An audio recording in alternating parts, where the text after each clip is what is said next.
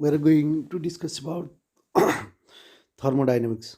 Thermodynamics को concept लिनको लागि पहिला फर्स्टमा हामीले मोलिकुलर कन्सेप्ट अफ थर्मल इनर्जीको बारेमा बुझ्नुपर्ने हुन्छ। जब कुनै पनि वस्तुलाई हामीले हिट गरिन्छ, हिट भइसकेपछि यसमा रहेका मलिक्युल्सहरू हिटको कारणले गर्दा चाहिँ भाइब्रेट हुन्छ अथवा मुभमेन्ट सुरु हुन थाल्छ। जी प्रत्येक मलिक्युल्सहरू छ र यसलाई हामीले हिट प्रोभाइड गर्यो भने के हुन्छ, यो मुभमेन्ट हुन थाल्छ अनि यसमा भएका इनर्जीहरू बढ्छ र इन्टर इनर्जी इन्क्रिज हुन्छ। जति हिट प्रोभाइड गर्दै गयो त्यति नै के हुन्छ, यिनीहरूको चाहिँ इंटर मलिक्युल बढ्छ, बढेपछि भाइब्रेसन बढ्छ, भाइब्रेसनसँगै के हुन्छ, यिनीहरूको थर्मल मलिकुलरको थर्मल क्यापासिटी पनि बढ्छ भन्ने कुराहरू छ। यसमा त्यही छ, the thermal or heat energy comes from the internal energy of the system. The inter energy of the system is the total of the kinetic energy due to the motion of the molecules and potential energy associated with the vibration motion. यसरी हिटको कारणले गर्दाखेरि चाहिँ के हुन्छ, मलिकुल्सहरू के हुन्छ, vibrate हुन्छ अनि यिनीहरू एक आपसमा यी देखिएका मलिकुल्स चाहिँ मुभमेन्ट हुन्छ हैन। जब टेम्परेचर बढ्दै जान्छ यिनीहरूको मुभमेन्ट पनि इन्क्रिज हुँदै जान्छ भनेर चाहिँ हामी यसमा गर्न सकिन्छ। यसले चाहिँ हामी के हुन्छ, थर्मल एक्सपान्सनको चाहिँ कन्सेप्ट चाहिँ प्रड्युस गर्छ।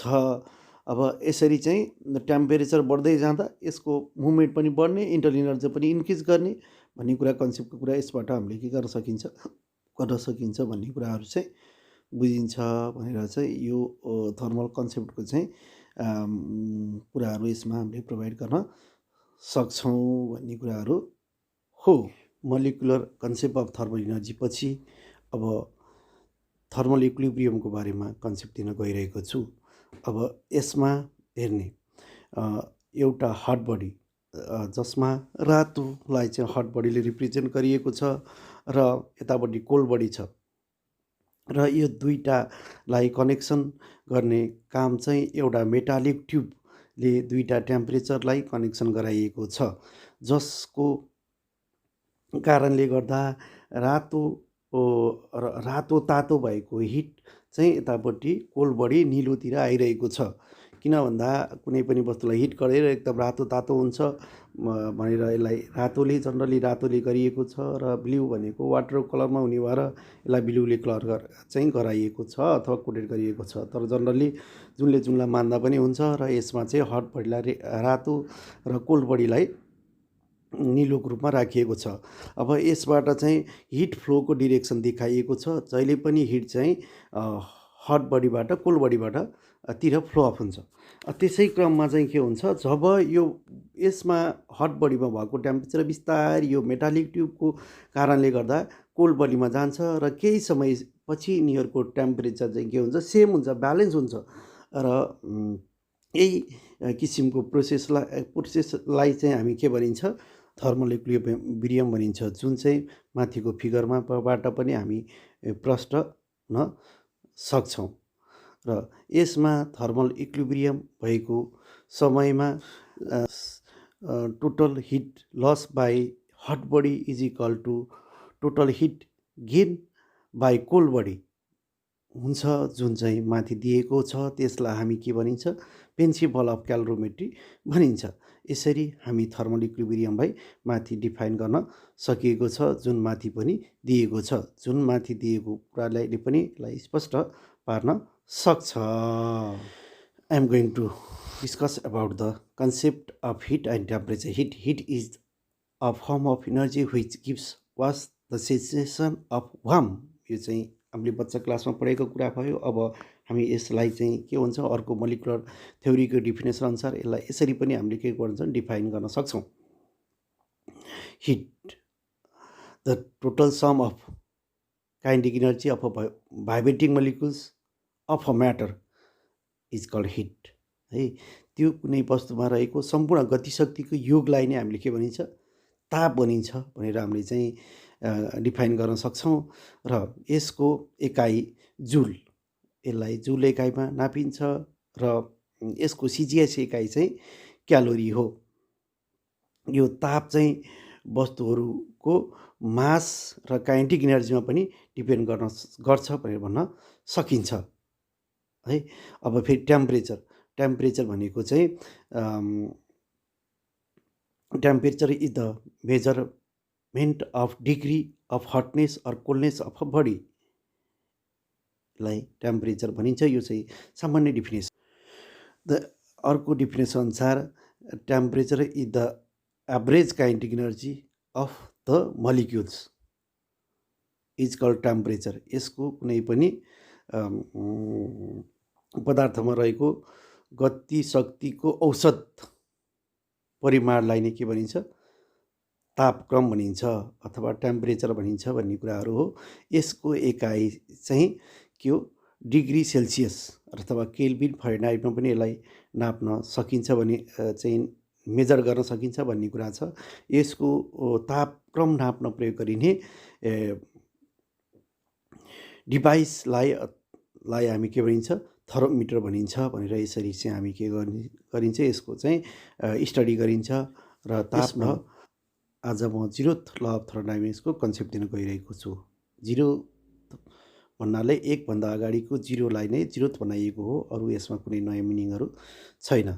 सबभन्दा पहिला हामी यसमा फिगर हेर्छौँ। फिगरबाट यसको क्लियर बनाउन खोजिएको छ, जसमा ए, बी र सी तीनवटा फरक फरक टेम्परेचर भएका वस्तुहरू राखिएको छ, जसमा सबैभन्दा बढी टेम्परेचर सीमा र ए र बीमा फरक फरक टेम्परेचर छ र यिनीहरूलाई चाहिँ सुरुमा सेपरेट चाहिँ ए र बीलाई सेपरेट हुने गरेर राखिएको छ र राखिएको छ। ए र बीलाई कनेक्सन हुने गरेर सी लाई चाहिँ राखिएको छ। सी भनेको हट बडी छ र त्यहीमा चाहिँ ए केही समयपछि सीले एलाई हिट दिन्छ अथवा एले सीबाट हिट एब्जर्ब गर्छ र बीले सीबाट हिट एब्जर्ब गर्छ र केही after a few time the temperature of A and C are equal. Similarly the temperature of B and C are equal. केही समयपछि हेर्दा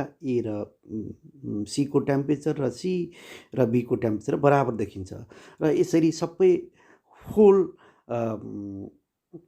बडीलाई अथवा तिनैवटा पार्टलाई टेम्परेचर स्टडी गर्दा यिनीहरूको टेम्परेचर के हुन्छ? समान हुन आउँछ केही समयपछि।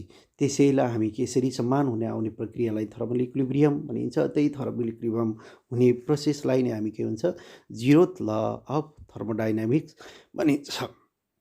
जुन स्टेटमेन्ट पनि माथि दिएको छ। स्टेटमेन्ट यस प्रकार रहेको छ। Statement: when a body A is in thermal equilibrium with another body C and is in thermal equilibrium with a body B, then body A and B will also be thermal equilibrium with each other.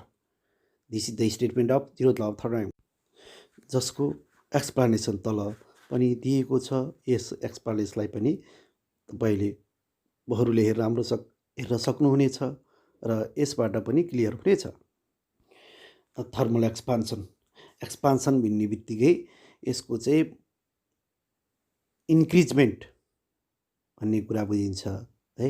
अब यसमा चाहिँ कुनै अब्जेक्टलाई metallic बडीलाई hit गरियो भने यसको length, area र volume है इन्क्रिज हुने प्रोसेस। कुनै सब्सटेन्सलाई हिट गर्दा हिटको कारणले गर्दा लेन्थ, एरिया र भोल्युममा इन्क्रिज हुने प्रोसेसलाई चाहिँ के भनिन्छ?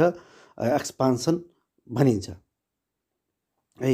यसमा the thermal expansion includes the increase in length, area and volume of the substance due to the thermal energy supply on it. The expansion occur due to the increase in mean distance between molecules. है जब hit गरिन्छ, hit गरिसकेपछि मेटलमा भएका मलिक्युल्सहरूको intermolecular space increase हुन्छ अनि distance बढिसकेपछि यो केही मात्रामा अगाडिको भन्दा केही मात्रामा के हुन्छ? इन्क्रिज हुन्छ। तर हामीले चाहिँ कुनै एउटा मेटललाई तताएर यसको लेन्थ स्केल लाएर नापियो कति बढ्यो भनेर भन्न सक्छ हामीले? सकिन्न। तैपनि केही हुन्छ, केही बढेको जस्तो हामीले चाहिँ थोरै मात्रामा बढेको चाहिँ देखिन्छ चाहिँ पाइन्छ र यो चाहिँ के हो यो चाहिँ मेटलको एउटा प्रोपर्टी नै हो र यसलाई हामी के भन्छौँ थर्मल एक्सपान्सन भन्छौँ। कुनै एउटा मेटालिक बडीको लेन्थ एरिया र भोल्युम हिटको कारणले गर्ने प्रोसेसलाई हामी थर्मल एक्सपान्सन भन्छौँ र यसलाई हामीले चाहिँ यसका एक्सपान्सनलाई हामीले यिनीहरूको नेचर अनुसार 3 वेबाट स्टडी गर्न सक्छौँ जसमा linear expansion increase in length in linear expansion the increase in area is related to superficial expansion and increase in volume of the substance is related to the cubical expansion। यसरी हामी के गर्छौँ सबै वस्तुहरूको length volume र area बढेको कुरा चाहिँ स्टडी गर्छौँ के को कारणले गर्दा हिटको कारणले गर्दा मेटालिक अब्जेक्टहरूको। यसरी नै हामी linear expansion superficial expansion cubical एक्सपान्सनको पनि रिलेसन बिस्तारै राख्दै जानेछौँ र यस थाहा पाउनको लागि हजुरहरूले सब्सक्राइब गरिदिनुहोला।